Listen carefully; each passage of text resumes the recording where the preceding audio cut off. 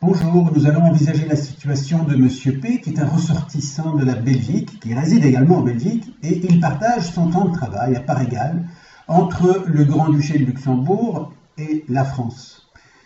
Toute cette activité salariée est exercée pour le compte d'un seul employeur, qui est une société établie au Luxembourg, c'est la société Luxco, et Luxco ne dispose pas d'un établissement stable en France.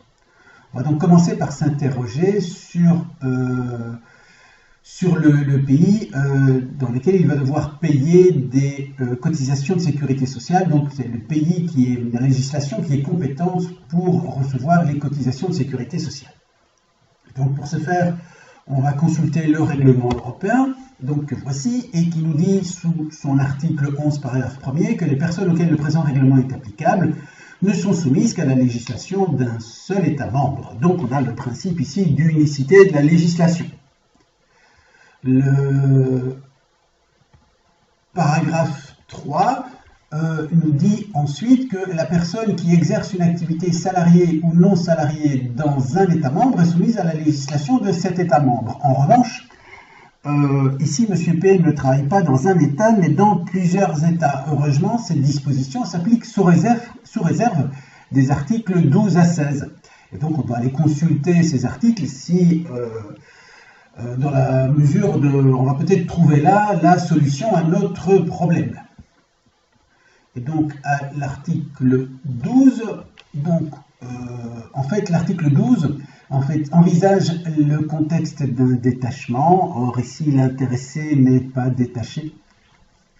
Et donc, ce n'est pas l'article 12 qui va apporter une solution à notre interrogation. On va aller voir l'article 13. L'article 13 vise la situation d'une personne qui exerce une activité dans deux ou plusieurs États membres. Et elle nous dit donc la personne qui exerce normalement une activité salariée dans deux ou plusieurs États membres.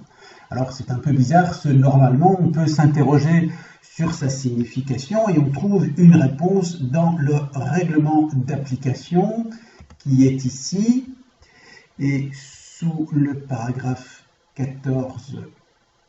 Sous l'article 14, paragraphe 5, donc le règlement d'application nous dit aux fins de l'application de l'article 13, paragraphe 1er du règlement de base, une personne qui exerce normalement une activité salariée dans deux ou plusieurs États membres désigne une personne qui exerce simultanément ou en alternance pour la même entreprise, le même employeur ou pour différentes entreprises ou différents employeurs, une ou plusieurs activités dans différents États membres ou plus. Et donc, on vise par normalement une activité habituelle dans plusieurs États membres, ce qui est clairement le contexte ici.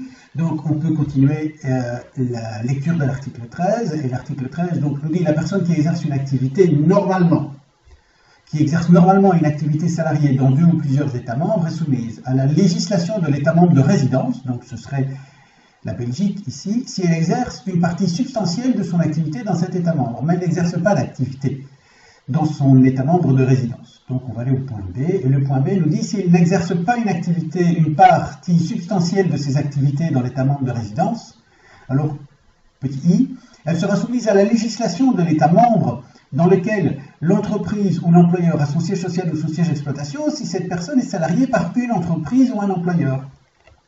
Ce qui est clairement le cas ici. En effet, donc, M. P exerce son activité pour un seul employeur et cette activité est exercée sur le territoire de plusieurs États membres. Et donc, M. P sera soumise à la législation de l'État membre, donc nous dit le texte, à la législation de l'État membre dans lequel l'entreprise ou l'employeur a son siège social ou son siège d'exploitation. Et donc, au cas particulier, l'intéressé sera soumis au paiement des cotisations au Grand-Duché de Luxembourg. Je vous rappelle, c'est au Grand-Duché de Luxembourg que se trouve son employeur. Si on dresse schématiquement la situation, on a affaire à un résident de la Belgique qui dispose d'un employeur au Luxembourg et qui exerce 50% de son temps de travail au Luxembourg pour l'employeur luxembourgeois.